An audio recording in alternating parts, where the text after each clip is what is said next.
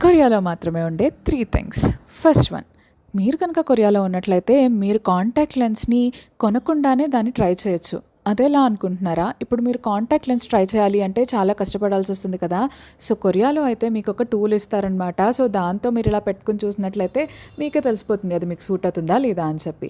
And second one వచ్చేసి hot packs. So, కొరియాలో ఈ హాట్ ప్యాక్స్ అనేవి చాలా ఎక్కువగా దొరుకుతాయి. కొరియన్ కూల్ వెదర్‌లో మనం బయటకెళ్ళినప్పుడు వేడిగా ఉండాలి అనుకుంటే ఈ హాట్ ప్యాక్స్‌ని షేక్ చేస్తే అది యాక్టివేట్ అవుతుంది. అండ్ మనకి వెచ్చదనాన్ని ఇస్తుందనమాట. అండ్ అంతే కాకుండా ఈ హాట్ ప్యాక్స్ చాలా అవర్స్ వరకు అలాగే వేడిగా ఉంటాయంట.